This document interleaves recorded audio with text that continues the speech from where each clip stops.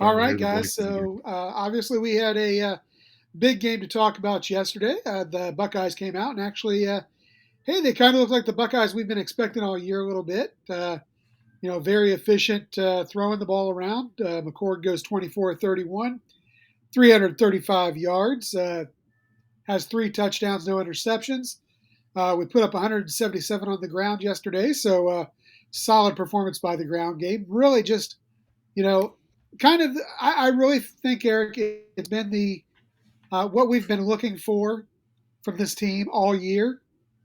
We finally got a pretty solid effort. I thought we slowed down a little there in the third and fourth quarters. We took the foot off the gas a little, especially in the fourth. I think we were content to just let the score be what it was. Would have loved to have seen Lincoln Kineholtz get to throw the ball around a little bit more, but hey, you know what? You can't complain about a solid win like this. Dylan, what were your impressions? Did you get a chance to watch this game? I did. I watched a good bit of it. First of all, the uniforms, fantastic. Like I agree. those looked so good.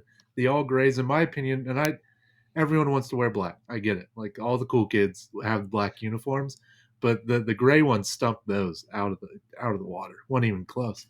But yeah, I mean Marvin Harrison Jr. That he's a cheat code. That guy can't miss nothing. You could throw him a ball that's not even close, and he'll find a way to grab it. No, I mean, look, Ohio State's Ohio State. They're the blue blood. They're the guys in the Big Ten, and they showed that yesterday.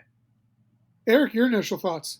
Yeah, I'm back. I'm good. It might help if I would shut off YouTube. I had us playing on YouTube in the background. Tried blaming it on me. I'm like, I don't know what's going on. So Jay said the echo was in your head. It literally was, Jay. It was in my head. So good to have all of you with us tonight. My initial thoughts on the game, I agree, Dylan. Those jerseys were awesome. Our basketball team wears those all grays every now and then, and I've always loved them. I love the ones way back in the 90s, Jimmy Jackson, those guys. Those grays were sweet, and I think that's what they were trying to go for. And so that being said, you can put an order in for me for a Marvin Harrison jersey all gray, Chris. I'm going to order one, and I also am going to be ordering a CJ Stroud jersey. That guy is awesome. He beat my Bengals today, and I didn't even care I care because he's so awesome. Gosh, he is awesome. As far as yesterday's game, I thought McCord had his best game as a quarterback of Ohio State. He looked comfortable in the pocket. They were making remarks on television that his feet looked settled. He looked like his footwork was good. Still don't like where he's holding the football. I don't know that that's ever going to change. I just think that's who he is. But all of that being said, I really felt like this was a complete game by both the offense and defense. Now, I do have to put an asterisk in this. Michigan State is hot garbage, guys. That is the worst team in the Big Ten, and I'm including Indiana in that. Indiana's better than they are right now. But Indiana's always bad. Forget those guys. Even Purdue is better than they are, Eric. Oh, ouch, ouch. Hey, speaking of Purdue, we're going to talk about how they absolutely took the oars away and put all kinds of holes in Minnesota's boat yesterday. The Minnesota got boat raced. How about that? There's a headline for you. You were the ones rowing that boat. Yeah, you were. And the reason why we're bringing Dylan on today, outside of the fact that we needed someone at the last minute, and Dylan is a great human being and one of our good friends here on the OHIO podcast, is because his Boilermakers absolutely destroyed our next opponent in the Golden Gophers. And so we wanted to get his impression of that game as well. So it's good to have Dylan with us tonight. Those were my impressions. Chris, you're doing such a good job hosting this thing. Take it over. Oh, man, Eric, you're going to make me work now. Okay. Hey, why don't we go ahead and pass out some Buckeye leaves, my friend? All right, let's do Buckeye leaves first. Sounds good. All right. So let's start. What am I? Oh, man. My brain is gone today. I really put you on the spot, didn't I? Do you want to start with offense or defense, Eric? For Buckeye leaves or letter grades? Which one do you want to do? I don't care. Let's go with it. Go with which one? I lost my whole screen. I don't even care at this point. I can't see a thing. This is what happens when I come on the podcast. I give you There you are. I found you again. Oh man, we're having all So kinds of technical let, This is difficulties tough yeah, for you tonight. guys. This happens all the time on our podcast. It's nothing for me. let's do letter grades first. Let's get back to let's do it the way we're supposed to do, Eric. Let's go with letter Sounds grades good. first. All right, You want to start with offense or defense, Eric? let's go offense. All right. So offensively, yesterday, just to throw the numbers out there, Kyle McCord went out and he did. There we go. Passing overall, McCord and Kindholtz, we were 26 of 34, 10.4 yards average per pass, total of 353 yards passing, 3 touchdowns through the air. Rushing, we had 177 total yards rushing, and the rushing leader was Travion Henderson with 63 yards on 13 carries, but we had 2 touchdowns rushing the ball as well. So, Eric, your letter grade for the offense. I got to go with an A. I thought again, Ryan Day let his foot off the gas in the second half. Um, Lincoln Keenholz coming in. I did love the little rollout pass he had to Jelani Thurman, who trucked the defender and gave me all kinds of good feelings that we're going to be okay when Cade Stover goes to the NFL next year at the tight end position because I think Jelani Thurman is definitely a threat in the passing game. We'll see how he develops as a blocker there. But overall, offensively, I thought the offense looked good. Again, I liked how on that first drive, you got Emeka Egbuka involved. You're running the football well. You had the pass to Cade Stover, and Ryan Day's like, all right, we've got to get Marvin involved. Jet sweep outside, 19-yard run for a touchdown. Bada boom, bada bing. Now that's something that Michigan's going to have to prepare for too. He's not just a go out and catch the football guy, but there is a play that you can run off of this in the future. Comes around, jet sweep, and he stops and he throws Throws the it back. football. And that could be something to look out for. A on the offense. Loved it.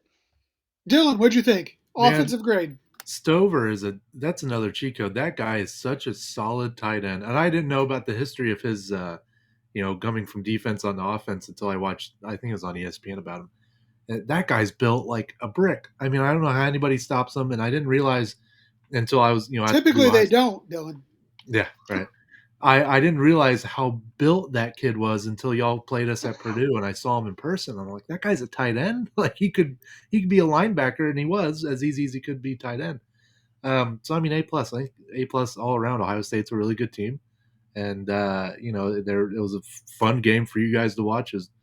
As an outsider, it was fun to watch Michigan State get beat up on. So it's an A plus for sure. Yeah, I went with an A as well. I mean, Kyle McCord, like you said, Eric, best game I think as a Buckeye so far. Really looked comfortable. We didn't have the grounding penalties. We didn't have the interceptions. Didn't have the fumbles. 3 touchdowns. Like you said, Michigan State is a dumpster fire. But you know what? Michigan State and Minnesota may be just what we need to get this kid ready Mm-hmm. and get him the confidence to go out there and play against Michigan. The running game, and you mentioned Harrison, but how about Xavier Johnson again? Yeah. 4 carries, 40 yards, goes out, makes a catch. He's just Mr. Everything. I mean, this team, I think, is really starting to come together at the right time. Did not have many penalties. I thought the offensive line looked pretty good. So, yeah, I went with an A as well. Dylan, we'll start with you for the defense since you were our middle guy last time. Yeah, I mean, they look pretty good. I guess you can't really count what they did the second half, even though they didn't allow a touchdown still. And they're probably, I mean, I don't know the roster. I'm sure they're playing their B team there on the second half. But yeah, I mean, they looked great again. You can't. Ohio State's good at football. Well, I'll tell What you, else Dylan, we had part of our B team in the first half too because we were down 3 starters in this game. Oh, Yeah, really? and We were down 2 unfortunately, safeties and our best linebacker. Man, Lathan Ransom's not going to be back. I think he's done. So we lose Lathan Ransom, which is going into the season probably the best tackling safety we had technique wise, I would say. He had a bad game against Michigan last year and then a bad game against Georgia in the bowl game. He finished the season pretty bad, but he was solid up to that point. Losing him is right now the only true season-ending injury that the starters have had, if I'm not Wow. mistaken, Yeah. Chris. So we kind of got can Mine wasn't really a starter, but Can't say he that wasn't for a us over in starter, Purdue country. It's the right? injury bug's been something else. So I would say that in um, taking into account, I thought the defense looked really, really good. I got some of the stats in front of me here, Chris. We only allowed 88 passing yards, but again, Michigan State's not very good at throwing the football. 94 rushing yards for a total of 182 yards yesterday.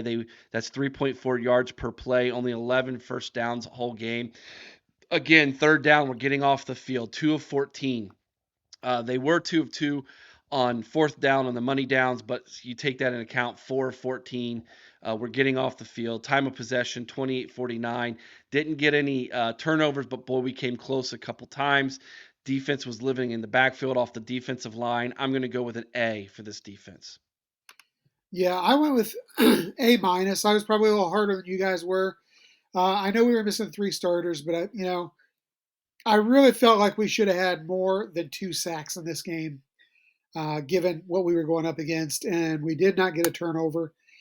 You did mention Lathan Ransom being out, Eric. I'll tell you, Ransom's going to be a big loss, but boy, Sonny Styles and Malik Hartford both looked good yesterday. Ooh, Sonny Styles, what a name.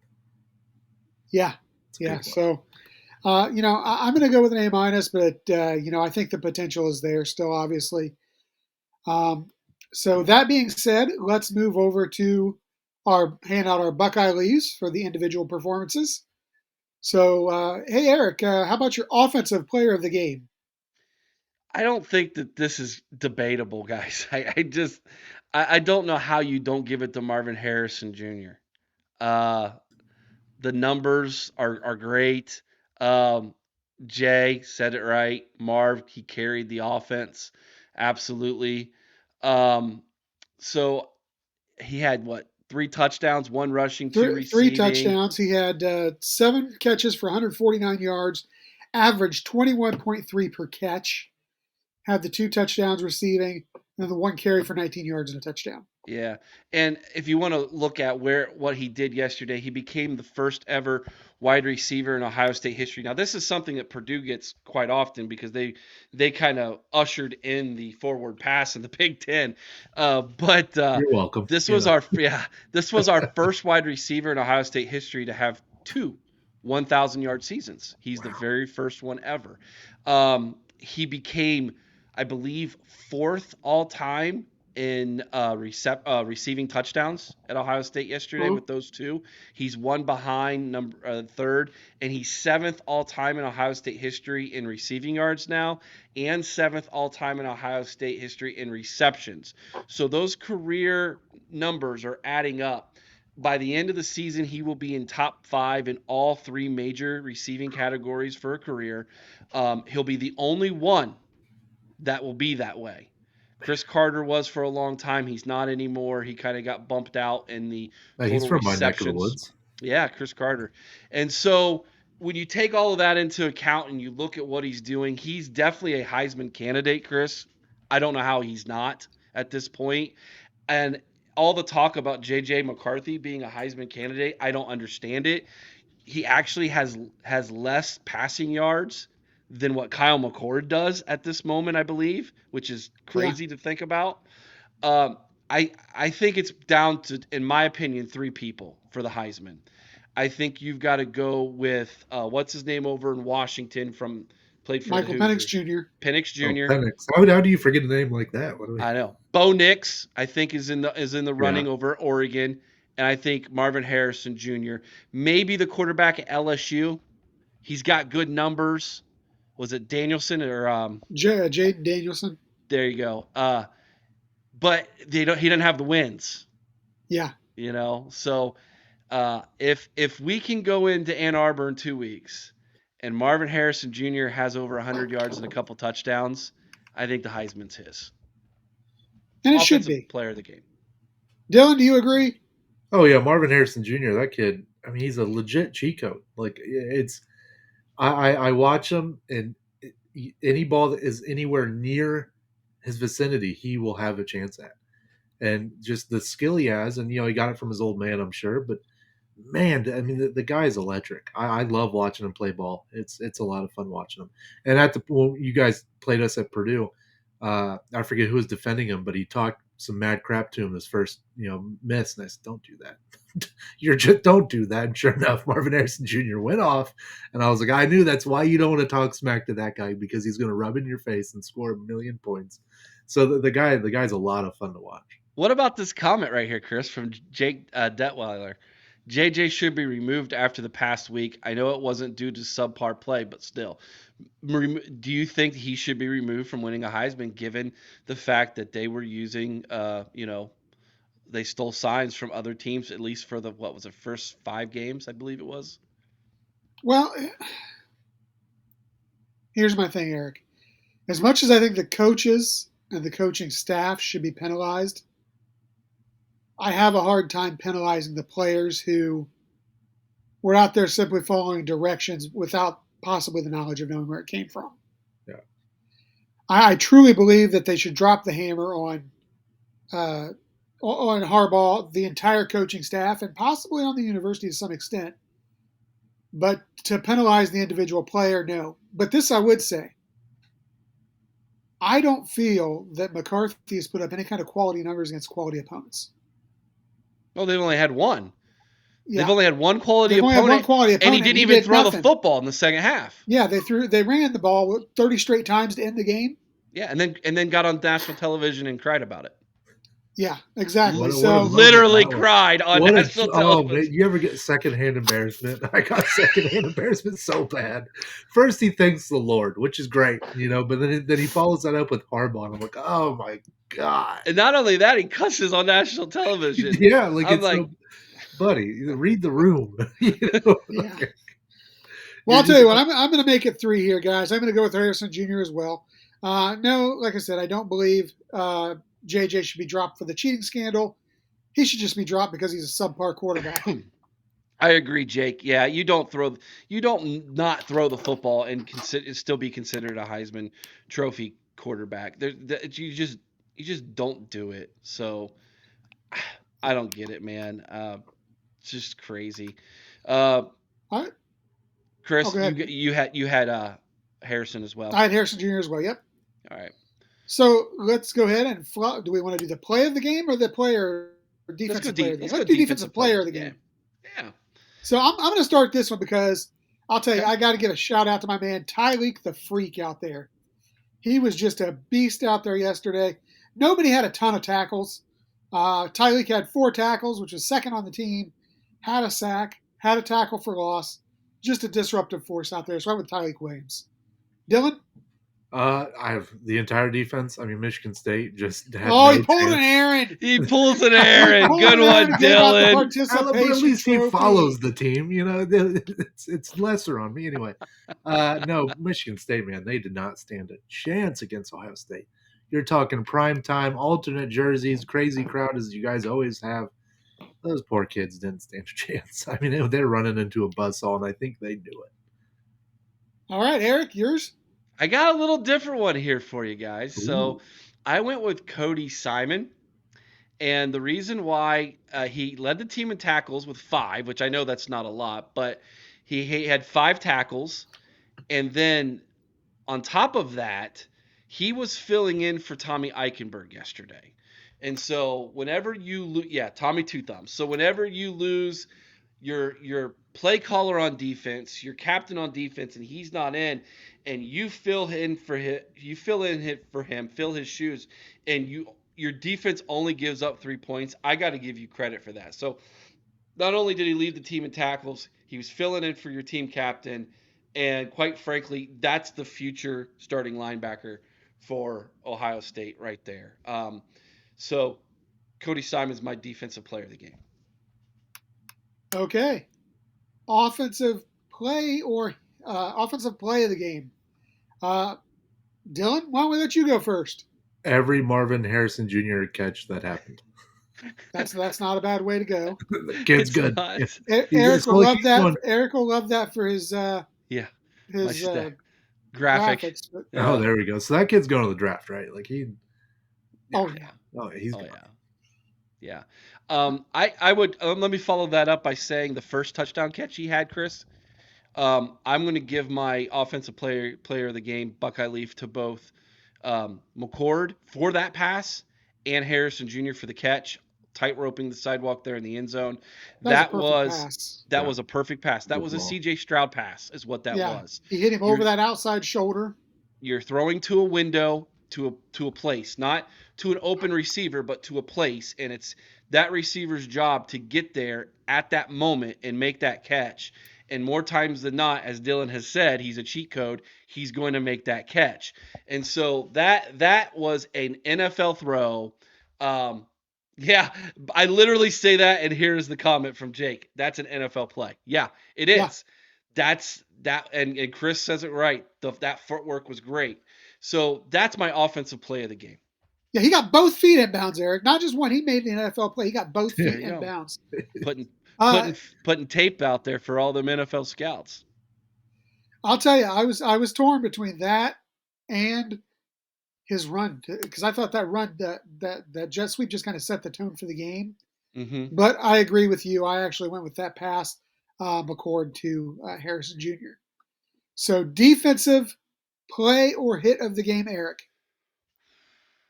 This was tough for me. I went back. I didn't go back and watch the film like I normally do on Sunday because I got caught up and I had to go to work today. So I was working in the office for the majority of the day. And then when I did get home, I decided to watch the Bengals and Texans on my DVR. And so I didn't get a chance to go back and watch the film. But I still, in my head, I thought the sack that Sonny Styles Yeah. had was probably the biggest hit of the game Yep. and a tone setter. Sonny Styles is not only a great name, Dylan. He's going to Great name. be. He is going to be, I think, probably the star of our defense next year. He's going to. I know right now they've moved him to high safety a lot. He's taken Lathan Ransom's position, and or Proctor since Proctor was out, so they've got him moving around. And I think that versatility and being able to come down in the box, stay high, go to the weak side, be on the strong side, basically play all three safety positions, including the nickel.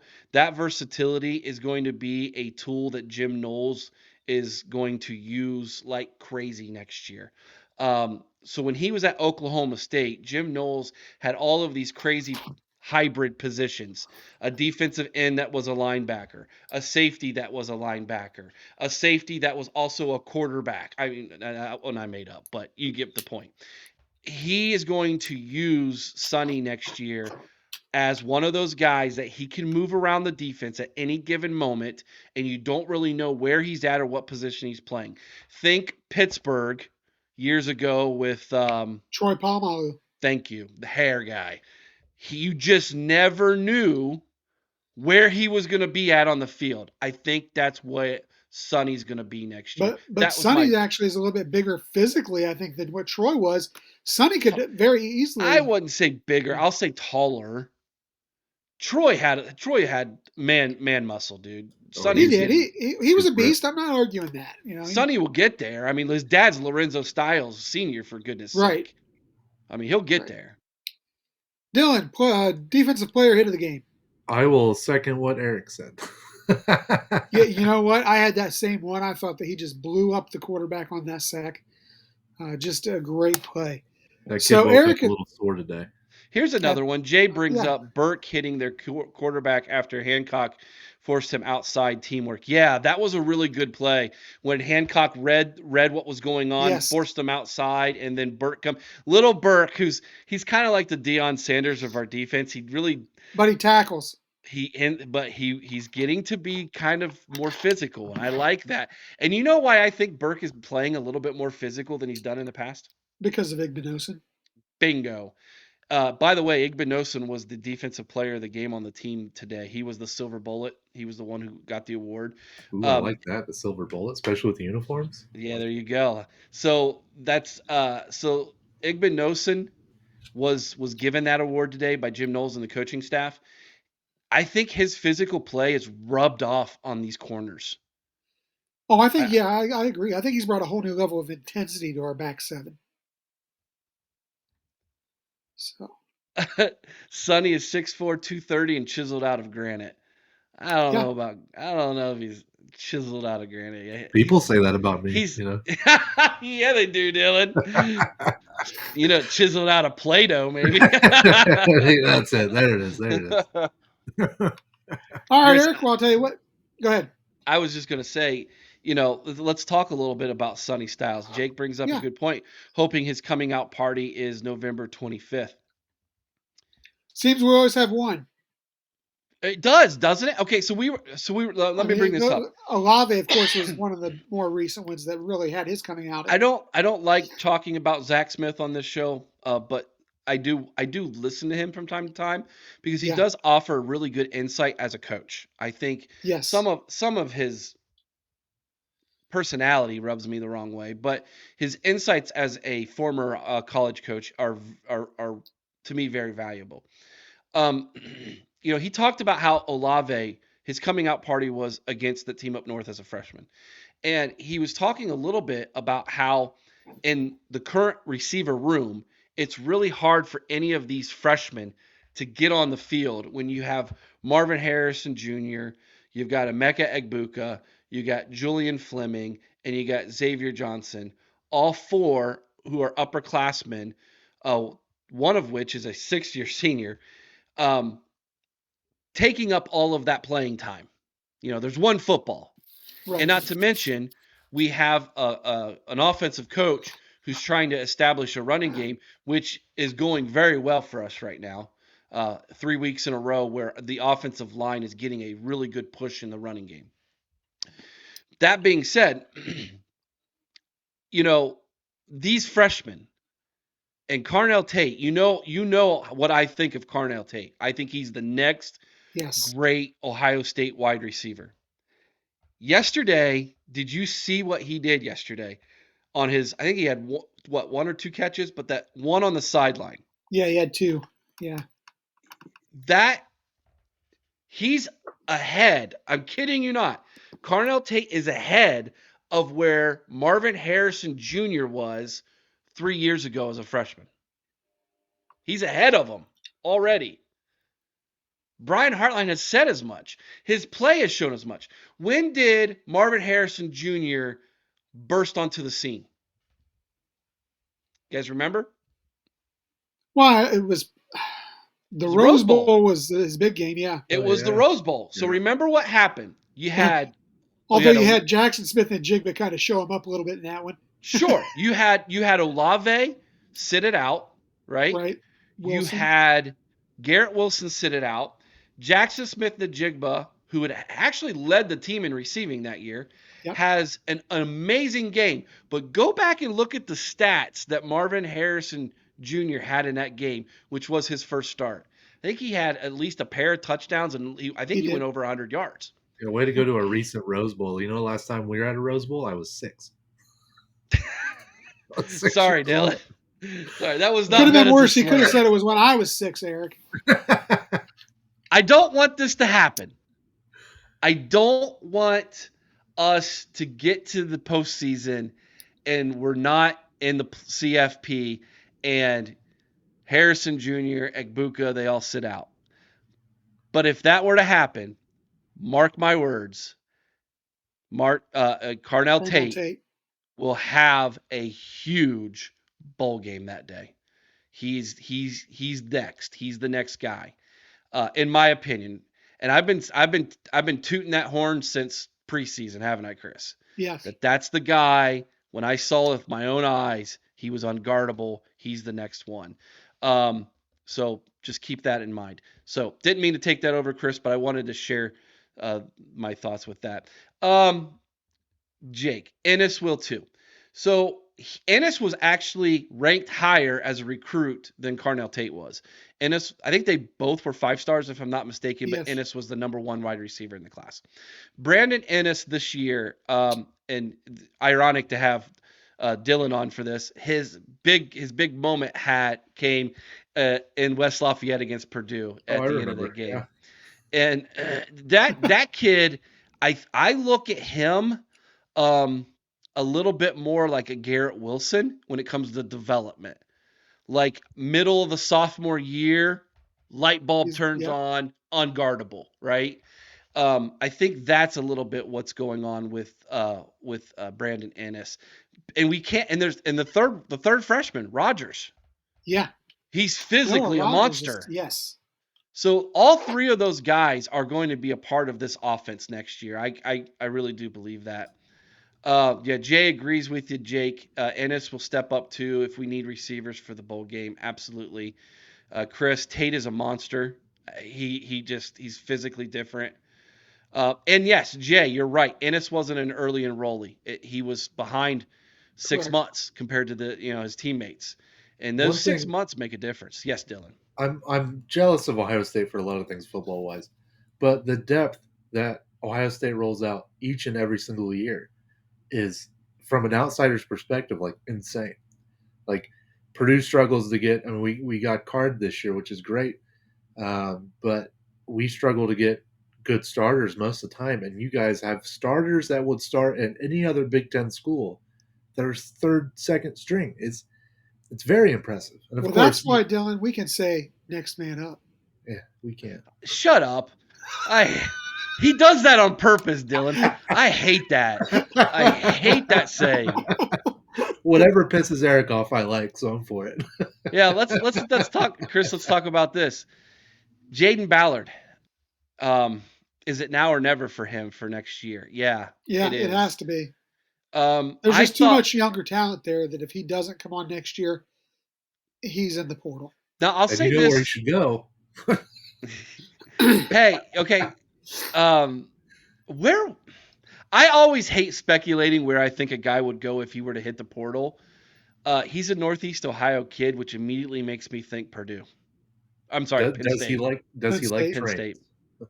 Does he like trains? Yeah. Pitt, But can I say this about Ballard? Oh gosh. Hey, Jay, you son of a gun.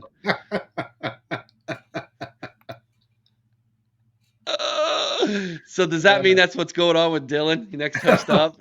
Listen, I'm sticking to my Boilermakers. What are we doing? Oh shoot! I could have taken the easy route, a kid growing up in Ohio and been an Ohio State fan and seen all the wins, but I took the grittier route. Okay, that would have been the smart thing to do. Now, to your defense, Dylan, your dad was a Boilermaker. Yeah, my dad was raised a Boilermaker, and you stayed true to your family roots. I commend you for that. There's nothing worse than an Ohio kid rooting for that team up north when the rest of his family are Buckeyes. Oh yeah, there are a ton of those down here. There are. They do it just to be turds. Yeah. Yes. Call it what it is. They do it just to be jerks. I'll hand up. I grew up hating Ohio State. Hating Ohio State fans up until, I'll say it recently, until I met you guys. If I was a Purdue fan, I would hate Ohio State. Exactly. Too. I mean, well, how wouldn't I? You know what I mean? Especially as a kid growing up with Ohio State fans. But meeting you guys and you showing me the fans, like your listeners and the guys in the comments, I've really turned a corner with Ohio State. I won't say I love you. You know, I love you guys. I won't say I love Ohio State, but I hate them less. I love it. Hey, there it is. Wolverine. There it is. Jay to the rescue. I'm gonna keep that in the Walmart Wolverines, baby. We gotta get Jay on here one day, Eric, because he'd just be a lot of fun on here. Yeah, Jay. Why have me? You should have had Jay. What are we doing? Jay and Aaron together with their military backgrounds, dude. We wouldn't stand a chance. It would be like the Road Warriors versus the Natural Disasters, and I think you all know who the Natural Disasters are, and that's a tag team situation. Also, Eric, you got to get sunglasses. You missed the memo. I know. I didn't get the memo there. I wore them last week in our podcast because my one eye was like swollen shut. And I did the podcast, what a trooper. But I think I'm going to wear them from now on. I think it's good.